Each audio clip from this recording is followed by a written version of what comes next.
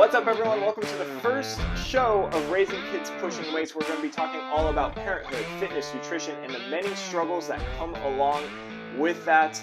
I am Jeff Newman, for those who don't know me. I'm a gym owner in Northern California, North Bay Strength and Conditioning in Petaluma, California. I'm also an online fitness and nutrition coach. I'm a husband. I'm a dog dad to two, Maddie and Henry. I love my dogs very much. And a girl dad to two amazing girls, Peyton, who is just under 2 years old, and our newest addition, Camden, who was born not even 2 weeks ago. All right, so my goal for this podcast or show or whatever you want to call it is to share my experience of being a dad of two girls under 2 years old right now, and to give tips for all the moms and dads out there who are struggling to find time to work out and eat healthy, because I know life is crazy, especially with kids and especially with two kids, or if you even have more, and hopefully be an inspiration along the way, because my goal is to stay consistent with my fitness and nutrition so I can share with you the tips that have worked for myself that you can use as well.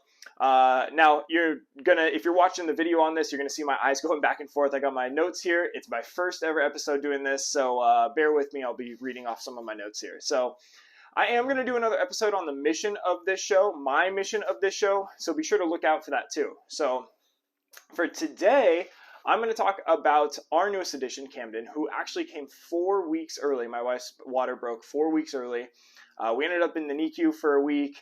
Everything's good now, but I want to talk about our experience going through that and just where I'm at now with my workouts and my nutrition, because there's definitely been some struggles along the way, even in these first couple weeks. So let's dive into the story and get going here. So like I said, Lauren's water ended up breaking 4 weeks early. She kind of had like a slow trickle. Sorry, TMI probably, but had a slow trickle going on. So she got that checked out and they're like, yeah, it's amniotic fluid. You're not going home. So, labor went smooth, and that's as much as I will comment on that, because I did absolutely nothing with that. And then fortunately, Camden was born. Now, here we are. Camden's born. About 10 minutes, they do a little bit of skin to skin. They take her over. They kind of observe her, and they're just noticing that she's not breathing very well.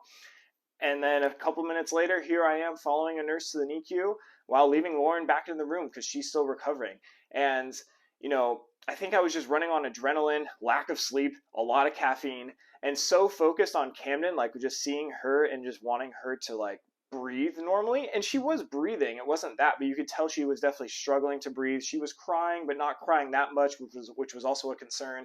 And I think I was just running on adrenaline, so focused on her that I didn't really let any other emotions hit me. But like thinking back now, like that really sucked, leaving my wife in one room to recover while following a nurse to the NICU. I don't really know much about the NICU before this experience. So going into the NICU was definitely like, oh crap. All right. You never want to be in the NICU. I have clients who are NICU nurses and they're like, we never want to see you, but we're here if you need us. So first thing I want to say about the NICU which is, related to what I just said, is that we had the best nurses and doctors. I can't say enough about them. They were so nice. I'm someone who wants to know exactly how things work, what every wire was that they used with Camden, what everything on the screen meant, from, the respiratory, the breaths, the oxygen levels, and the pressure that it was coming out at. And they explained everything to me, which was great. And they spoke to me like, I was a friend too, which was nice. It wasn't just like this, very, work oriented. It was like they were communicating with me like I was a friend, which made it so much easier. So I want to say thank you to all the nurses and doctors who helped out with that. So when we first went to the NICU, I kind of was thinking like, one of the nurses had mentioned like, oh, we'll reassess Camden in about 12 hours. So here I was like, oh, okay, we'll be out of here in 12 hours and then we can go home in a couple days. Awesome, great. But like, I quickly found out that like, this is never a 12-hour thing in the NICU. So when we went in, they finally kind of sat me down and were like, all right, listen, Jeff, she's got to hit this step, this step, this step, this step, this step. And they listed out like 15 things. And they're like, listen, each thing can take 12 hours. Each thing could take 24 hours. We just don't know. And like, I think that's when it kind of hit me like, okay, this is going to be a longer process. This isn't going to be 12 hours and we're out of here. This is going to be a few days at least. So I won't go into total details on like what they were looking at, but basically they needed her oxygen saturation levels to get up, so how much you use the oxygen in your body.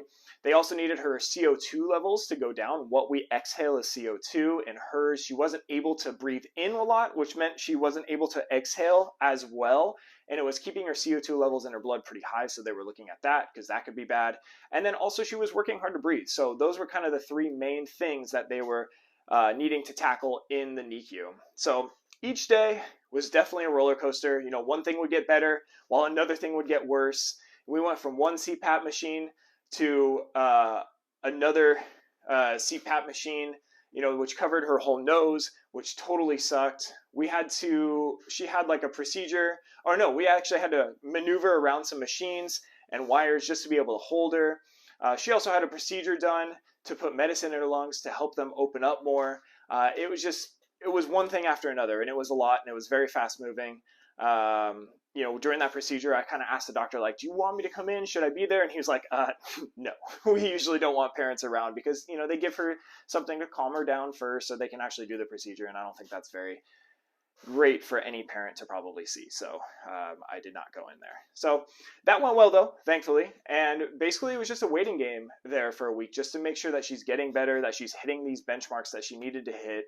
And then, which she did. So we finally got to go home a week later, and we finally got to introduce Peyton to her baby sister. And because kids were not allowed in the NICU as visitors. So finally got to do that, which was so cool, very emotional. Peyton doesn't get it. And anyone who knows Peyton knows that she can give some pretty judgmental looks, which she's definitely been giving to us for the last couple of weeks. Like, I still don't think she fully understands that this baby is staying with us forever. I think she probably thinks it's like just a phase or people just visiting or something like that. So that should be fun going forward. But no, overall, everything's going well. And that's kind of our experience with the NICU. Again, I just want to say thank you to all the nurses and doctors who helped us out. Now, let's talk a little bit about after we got home. So let's talk about a little bit more fitness and nutrition related things. So at the time of recording this, it's day 12 of Camden's life, and I'd say that today was my first day that I'm back into a good routine with both my workouts and my nutrition. Now, I did work out through this whole process. I went home and did something in the garage, but it was definitely not as intense. It was definitely not as long.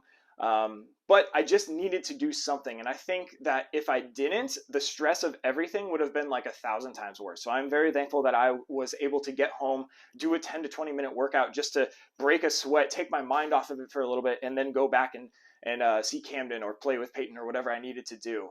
So that, you know, for me, I was able to still get those workouts in, and it paid off a lot. As for nutrition, let's just say it can definitely be better. So I literally started my 21-day clean eating challenge on a Wednesday, which is literally the day Lauren's water broke. So as you can imagine, I was a little bit busy and not too focused on nutrition. I definitely tried my best for the first few days to stick with it, but let's just say there's very few options in the hospital that really worked. One day I remember I think I had like 3 bars, some fruit, and just like whatever I could find. And then finally I just like broke down and got whatever meal I could because I needed more calories in.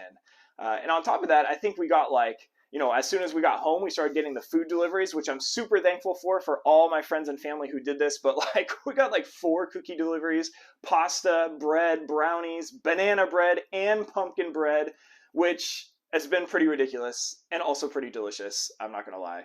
But that 21-day clean eating challenge definitely took a back seat over the last couple weeks. I'll admit it's definitely not been my best stretch there. So to combat that for today, so just yesterday, I went and I bought a bunch of chicken thighs. I marinate them in a Cajun seasoning, and I threw them on the barbecue. I barbecued those, so I have those ready to go for these first few days of the week. I also cooked up a ton of asparagus and quinoa so that I can get back on track this week with my nutrition.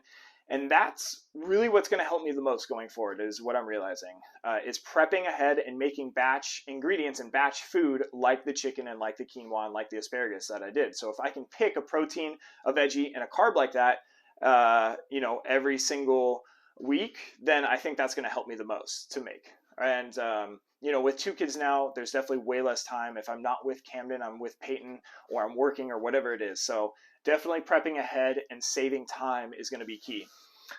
So here's what we're currently doing with our meals right now. Breakfast is the same as it was before. I'm lucky enough that Lauren actually makes us eggs and she sautés sweet potato and usually some zucchini in a pan every single morning. And she makes that for all of us. She makes that for me, herself, and Peyton, which is awesome. We've been doing that for years.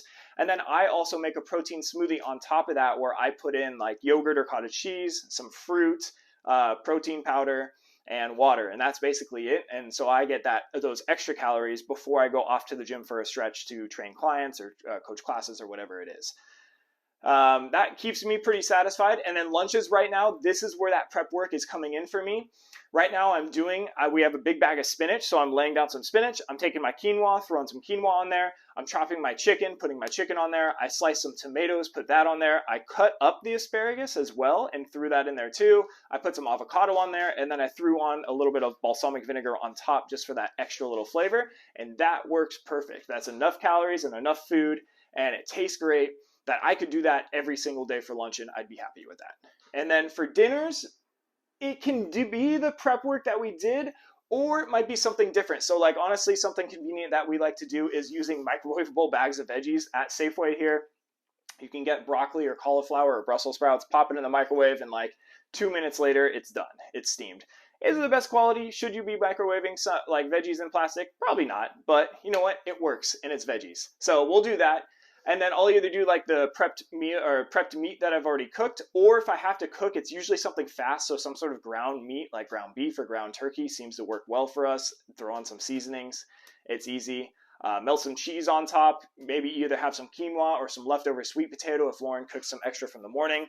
And my favorite thing ever, sauces. I always have to have different sauces, whether that's some sort of like avocado oil mayonnaise, or sriracha, or another hot sauce, or something like that to go on top to add some extra flavor. As for snacks, I try to keep it pretty simple. RX bars are one of my favorites. Dark chocolate, anything over 70%. Lots of water, sparkling water. And then if I need something extra, then I can turn to something with protein, so like hard-boiled eggs if I do that, or honestly, just like a piece of chicken and some veggies, like a smaller meal as my snack. And that's kind of what my plan is going forward. That's my routine right now, and it seems to be working. Day 1, back on track. Definitely working so far, which is a good sign. We'll see where I'm at in a couple weeks. I plan on doing one of these videos every couple weeks here just to check in, with where I'm at with life, where the kids are at, recent stories, funny stories, whatever it is, and then also checking in with my fitness and nutrition and seeing, where I'm at and what I've learned along the way. So that's it for today's episode. I hope you enjoyed it. If you did enjoy it, please let me know. Either leave a comment on wherever you're listening to this podcast or episode, whatever you want to call it, or send me a message. If you know me, send me a message and tell me you liked it, you hated it, what you didn't like, what you wanted to see more of. All right, so thanks again, and I will see you for the next episode.